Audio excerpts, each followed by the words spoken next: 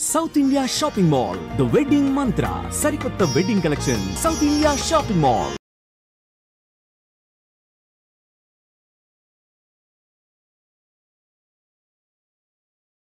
నమస్తే, welcome to I dream. నేను మీ లక్ష్మి.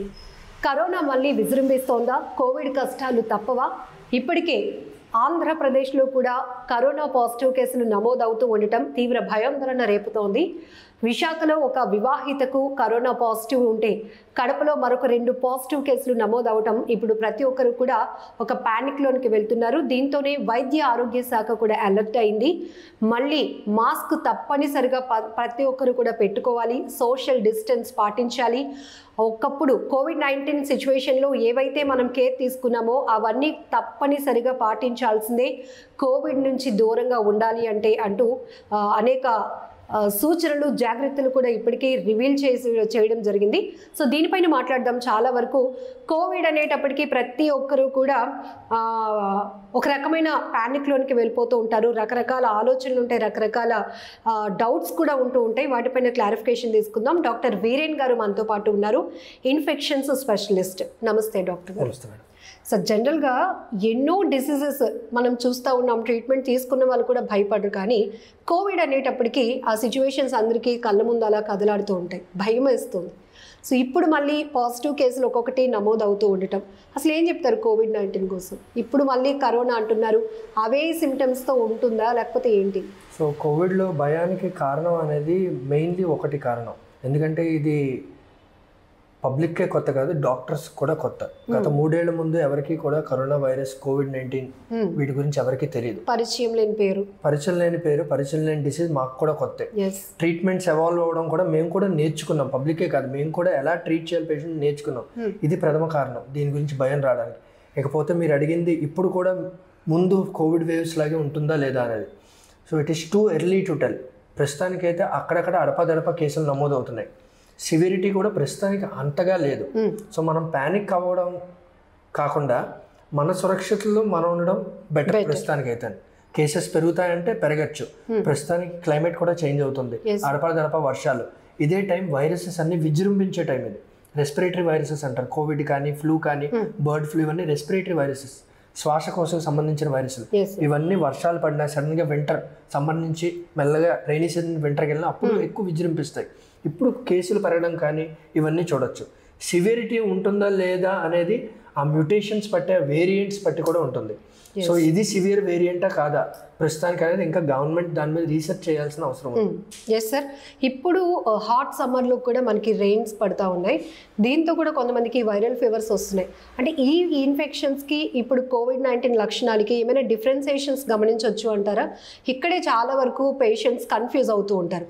అయ్యో, అంటే కోవిడ్-19లో ఎలాంటి సిమ్టమ్స్ ఉన్నాయి, మాకు ఇప్పుడు ఫీవర్ ఉంది, తలనొప్పి వస్తుంది, కాళ్ళు చేతులు పీకుతున్నాయి, అయితే మాకు కూడా పాజిటివ్ ఉంటుందా అనే ఆలోచన ఉంటుంది. సో ఈ రెండింటికి డిఫరెన్సియేషన్ ఏం తెలుసుకోవచ్చు అంటారు? ఓకే, మీరు అడుగుతుంది దగ్గు, జలుబు, జ్వరం, వైరల్ ఫీవర్స్ ఏటి ఉన్నాయో వాటిని కోవిడ్ నుంచి ఎలాగ మీరు డిఫరెన్షియేట్ చేయాలో అడుగుతున్నారు. సో ఈ రెండు ప్రారంభం అవ్వడం అయితే ఒకలాగే ఉంటాయి.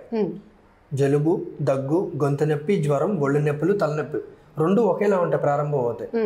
ఓకే, ఫ్లూ సివియర్ అవ్వచ్చా అంటే ఫ్లూ కూడా అప్పుడప్పుడు సివియర్ అయ్యి జనాలు హాస్పిటల్ అడ్మిట్ అయ్యే పరిస్థితులు అయితే ఉన్నాయి. కానీ percentage of flu cases severe అవ్వడం చాలా తక్కువ. అది 0.1% అయితే కోవిడ్లో 1%కి వస్తుంది అది.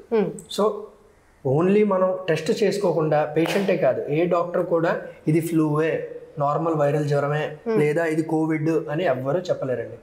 టెస్ట్ చేసుకోకుండా ఎవరు చెప్పలేరు. ఇప్పుడు టెస్టింగ్ ఎప్పుడు చేయించుకోవాలని మీరు అడిగితే ప్రతి జలుబు దగ్గరికి చేయించుకునే రోజులు ప్రస్తుతానికైతే ఇంకా రాలేదు. లేదు, నాకు జ్వరం 3-4 రోజులు దాటిపోతుంది, ఆయాసం వస్తుంది, పల్స్ ఆక్సిమీటర్లో ఆక్సిజన్ తక్కువ అవుతుందంటే ఖచ్చితంగా టెస్ట్ చేయించుకోవడం మంచిది. ఇమీడియట్గా అలర్ట్ అయిపోవాలి, టెస్ట్ చేయించుకోవడం మంచిది. Yes sir. సో కోవిడ్ అనేటప్పటికీ ప్రతి ఒక్కరు వ్యాక్సినేషన్ వేస్తే మనం ఎంత ప్రొటెక్ట్ అవుతామో అని అనుకున్నామో, ఇమ్యూనిటీ పవర్ పెంచుకోవడం కోసం రకరకాల ఎక్స్పెరిమెంట్స్ కూడా చేస్తున్నాం సార్. వాళ్ళు చెప్తున్నారా వీళ్ళు చెప్తున్నారని కాదు, ఫస్ట్ ఏది చెప్పినా మనకి ఇమ్యూనిటీ పవర్ పెంచేసుకుంటామేమో అన్నాం. ఆ కాన్సెప్ట్ కూడా కొంతమందికి రివర్స్ కొట్టింది. సో ఇప్పుడు మళ్ళీ అదే ట్రెండ్లోనికి వెళ్ళకుండా ఏం చెప్తారు? So as an infection specialist, immunity అనేది ఓన్లీ కోవిడ్ కాదు, అన్ని వైరల్ ఇన్ఫెక్షన్కి మన రోగ నిరోధక శక్తి అనేది చాలా ఇంపార్టెంట్. రోగనిరోధక శక్తి పెంచుకుంటే వైరల్ ఇన్ఫెక్షన్స్ రావు అని నేను అన్నాను. ఇప్పుడు ఎవరికైనా కోవిడ్ ఉంటుంది, నా మీద దగ్గితే నాకు వస్తుంది, కానీ అతనిలో సివియరిటీ ఎక్కువ అవ్వచ్చు. కానీ రోగనిరోధక శక్తి అనేది, ఇమ్యూనిటీ అనేది బాగుంటే యాజ్ అన్ ఇన్ఫెక్షన్ స్పెషలిస్ట్ ఖచ్చితంగా నేను చెప్పగలను. మోస్ట్లీ సివియరిటీకి వెళ్ళరు, హాస్పిటల్ అడ్మిషన్కి వెళ్ళరు, ఇది మనం చెప్పగలం. సో రోగనిరోధక శక్తి పెంచుకోవడం మంచిదా అంటే మంచిది, అది కానీ 1 day ప్రాసెస్ కాదు, దానికి ఏదైనా మ్యాజిక్ మెడిసిన్ అంటూ ఏమీ లేదు.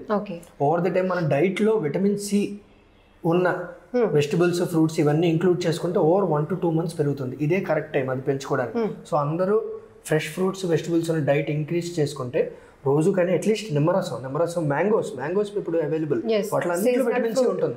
అవి రెగ్యులర్గా తీసుకుంటే 2 monthsలో ఇమ్యూనిటీ బిల్డప్ అవుతుంది. Then chances of you going into severity తక్కువ అవుతాయి. That is so we can protect our cells by increasing our immunity. Sir, generally seasonal infections అనేటప్పటికి చాలా రకాలు చూస్తూ ఉంటాం. సో ఇప్పుడు పిల్లల్లో ఎక్కువగా మనం చూస్తూ ఉన్నాం. ఎలాంటి ఇష్యూస్ ఉన్నాయి? సో ప్రస్తుతానికైతే మీరు ముందు వచ్చిన కోవిడ్ వేవ్స్ చూస్తే 2 ఏజ్ గ్రూప్స్ మెయిన్గా చెప్పారు. బాగా చిన్నపిల్లలు, వృద్ధులైన వాళ్ళు, వీళ్ళకి బాగా ఖచ్చితంగా సివియరిటీ వస్తుందని చెప్పారు. ప్రస్తుతానికి కేసులు తక్కువ ఉన్నాయి కాబట్టి కమెంట్ చేయడం కొంచెం కష్టం. చిన్నపిల్లలకి ఇంకా ఈ కొత్త వేరియంట్లు చిన్నపిల్లల్ని ఎక్కువ ఇచ్చేస్తే కమెంట్ చేయడం కష్టం. కానీ ఒకటి మాత్రం చెప్పగలం, ఎప్పుడైతే ఇమ్యూనిటీ తక్కువ ఉంటుందో, అంటే చాలా డిసీజెస్ ఉంటాయి వాటిలో ఇమ్యూనిటీ తక్కువ ఉంటుంది. షుగర్ ఉన్నవాళ్ళు, హార్ట్ ప్రాబ్లం ఉన్నవాళ్ళు, ఆల్రెడీ కిడ్నీ ప్రాబ్లమ్స్ ఉన్నవాళ్ళు, డయాలిసిస్ మీద ఉన్నవాళ్ళు, ఇంకేమైనా ఇమ్యూన్ రిలేటెడ్ డిసీజెస్, రొమటలాజికల్ డిసీజెస్ అంటారు, ఆటో ఇమ్యూన్ డిసీజెస్, అవి ఉన్న వాళ్ళకి ఇమ్యూనిటీ ఎలాగో తక్కువ ఉంటుంది. ఆర్ ఇమ్యూనో సప్రెసెన్స్ వాడేవాళ్ళు, చాలా మందికి ట్రాన్స్ప్లాంట్లో అవేవో మార్పిడి చేస్తారు, వాళ్ళకి ఇమ్యూనిటీ సప్రెస్ చేస్తారు, మెడిసిన్స్ ఇస్తారు. వాళ్ళందరికీ అండ్ వృద్ధులకి వీళ్ళకి వస్తే మాత్రం సివియరిటీ ఎక్కువ ఉండే ఛాన్స్ మళ్ళీ ఎక్కువ ఉంది. చిన్నపిల్లలకి ఇంకా ప్రస్తుతానికి తెలియదు కాబట్టి మనం అంత ఎక్కువ దాని గురించి మాట్లాడకూడదు. కేసులు పెరిగే కొద్దీ మనకు అర్థమైపోతుంది. సో మీరు అన్నారు COVID-19 ఫస్ట్ టైం వచ్చినప్పుడు డాక్టర్స్కి కూడా అదొక experiment. So how to treat అనేది మీరు కూడా నేర్చుకొని మాకు చెప్పడం వల్ల మేము అలర్ట్ అయ్యాం. సో ఇప్పుడు ఈ సీజన్లో వస్తున్న కోవిడ్ లక్షణాలు ఇంకా ఫుల్ ఫ్లెజ్డ్గా ఎలాంటి సిమ్టమ్స్ బయటపడటం లేదు కాబట్టి చెప్పలేకపోవచ్చు. కానీ ఎలాంటి అలర్ట్ అంటే కోవిడ్ అనేటప్పటికి ఫస్ట్ అందరికీ గుర్తొచ్చేది మాస్క్, సోషల్ డిస్టెన్స్ అండ్ ఇంకా హైజీన్ మెయింటైన్ చేయటం. ఏం చెప్తారు మీ సజెషన్స్? 2 విషయాలండి. ఒకటి, మనం పబ్లిక్లో ఎలా ప్రవర్తించాలి అండ్ ఇంట్లో ఎలా ప్రవర్తించాలి సిమ్టమ్స్ వస్తే. సిమ్టమ్స్ రాకముందు మనం పబ్లిక్ గ్యాదరింగ్స్ అనేవి, ఒకవేళ మీకు కంపల్సరీగా వెళ్ళాలి అంటేనే వెళ్ళండి. Don't go to parks or other public gatherings just because you want to go out. Okay, number 1. రెండోది, ఒకవేళ గ్యాదరింగ్స్ వెళ్ళాల్సి వచ్చింది, పెళ్ళి లేకపోతే ఇంకేమైనా గ్యాదరింగ్ ఖచ్చితంగా మీరు వెళ్ళాలి, మీ ఫ్యామిలీ వెళ్ళాలి అన్నప్పుడు మాస్కులు ధరించడం ఖచ్చితంగా మంచిది. అక్కడ ఎవరికైనా జలుబు దగ్గుంటే ఖచ్చితంగా వాళ్ళ నుంచి కొంచెం దూరంగా ఉండడం మంచిది. రెండోది, మీకు వస్తే సిమ్టమ్స్ మీరు ఎలా చేస్తారు, మిగతా వాళ్ళని ఎలా కాపాడుకుంటారు. మీకు ఏ సిమ్టమ్స్ స్టార్ట్ అయినా, జలుబు దగ్గుతో స్టార్ట్ అయ్యాం అనుకుంది, అది 3-4 రోజులకి ఎక్కువ అవ్వచ్చాము, కానీ మొదటి 3-4 రోజుల్లో కూడా మీరు మిగతా వాళ్ళకి ఇచ్చే ఛాన్స్ అయితే ఖచ్చితంగా ఉంటుంది. సో మీరు ఖచ్చితంగా మాస్క్ వేసుకుని ఇంట్లో కూడా. అండ్ మీరు కోవిడ్ వేవ్స్ గుర్తుంచుకుంటే ఎవరికైతే సిమ్టమ్స్ ఉన్నాయో వాళ్ళు ఒక రూమ్ లో పరిమితం అయ్యేవారు. అది ఇప్పుడు కూడా పాటించడం మంచిది. టోటల్ ఐసోలేషన్ అని మనం అలా భయపెట్టాల్సిన అవసరం లేదు జనాలు, కానీ జాగ్రత్త ఖచ్చితంగా అవసరం. బయట ఉన్నప్పుడు మాస్క్ వేసుకోండి, లోపలికి వచ్చిన ఇంట్లోని మీ రూమ్కి వెళ్ళే ముందు మాస్క్ వేసుకోవడం మంచిది. మీరు ఒకే టేబుల్ దగ్గర అందరూ భోజనం చేసినా సరే ఆ డిస్టెన్స్ చాలు మనం రావడానికి.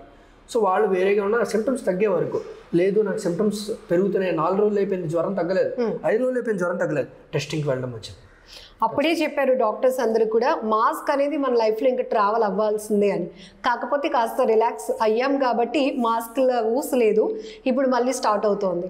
ఒకవేళ మనకి ఫీవర్ వచ్చినా మనం మాస్క్ ఇంట్లో పెట్టుకుంటే పక్కన ఉన్న వాళ్ళు ఎవరైనా అయ్యో వీళ్ళ ఇంట్లో కోవిడ్ కేసు ఉందేమో అని అనుకుంటారేమో అని చెప్పి చాలా వరకు ఇలాంటి కేర్ తీసుకోవడానికి కూడా అలా భయపడుతూ ఉంటారు. బట్ వెరీ క్లియర్గా మీరు ఏం సజెస్ట్ చేస్తారు? సో మాస్కింగ్ అనేది ఇప్పటి వరకు జనాలకి అర్థమైందని అనుకుంటాను, ఎందుకంటే ఆల్రెడీ మనకి ఎక్స్పీరియన్స్ ఉంది 2 covid waves. Covid is no more a new disease, number 1. That is an advantage.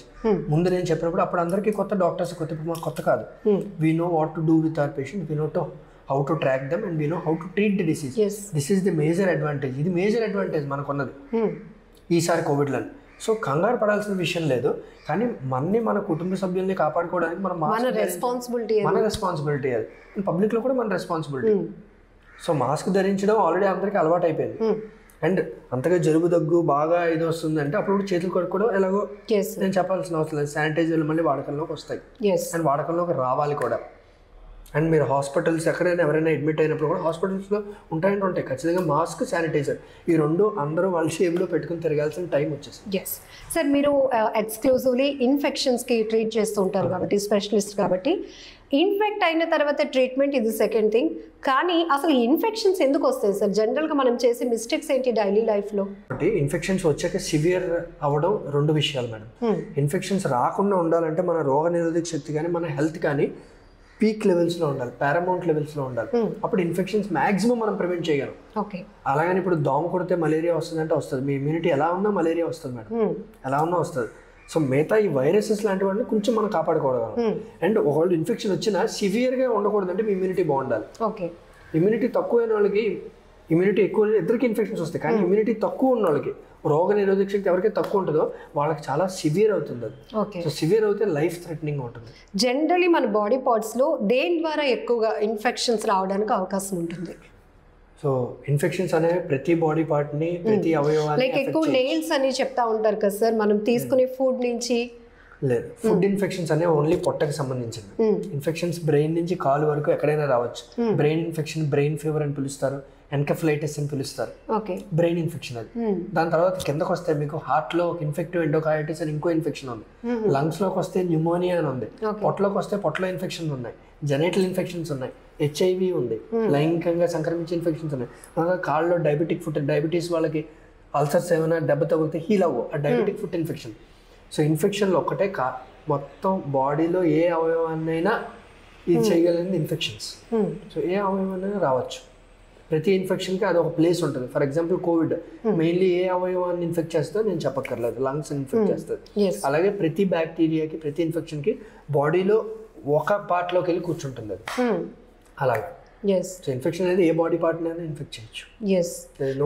Main thing 1 to 1 అంటే ఒకరి నుంచి మరొకరికి వ్యాప్తి చెందడానికి రీజన్ మెయిన్గా మనం దగ్గిన, తుమ్మిన, ఇతరుల పైన ఎక్కువగా ఎఫెక్ట్ చూపిస్తుంది కాబట్టి ఫస్ట్ మనం మాస్క్ వేర్ చేయడం అనేది బాగా నేర్చుకున్నాం.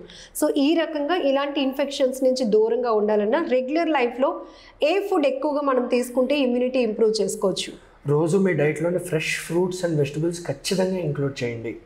అండ్ ఏదైనా విటమిన్ సి సప్లిమెంట్స్ కూడా అవసరం లేదు మీకు. విటమిన్ సి సప్లిమెంట్ సింపుల్ నిమ్మరసం, అది అన్ని సీజన్స్లో దొరుకుతుంది మీకు. నిమ్మకాయ అనేది, ఇప్పుడు మామిడి పళ్ళు ఉన్నాయి, నెక్స్ట్ ఆరెంజెస్ వస్తాయి. ఇవన్నీ విటమిన్ సి పుష్కలంగా ఉండే ఆహారాలు. ఇవి రోజు ఇంక్లూడ్ చేస్తే that it self will improve your immunity. మళ్ళీ మనం పర్టికులర్గా ఫుడ్ సప్లిమెంట్స్ ద్వారా తీసుకోవాల్సిన అవసరం లేకుండా మన ఇంట్లో వేరేగా అవసరం. ఇది మీరు పాటిస్తే రెగ్యులర్గా పాటించాలండి. దీనిలో ఇంపార్టెంట్ రెగ్యులారిటీ. ఏదో ఒకసారి ఇది మెడిసిన్ టాబ్లెట్ కాదు, ఒకసారి తీసుకున్నా అయిపోయింది. రెగ్యులర్లీ మీ డైట్లో ఉంటే ఎలాంటి ఇన్ఫెక్షన్స్ మీ సివియరిటీ నుంచి అయితే కాపాడతాయి maximum. Okay, so thank you sir, thank you so much. నమస్తే.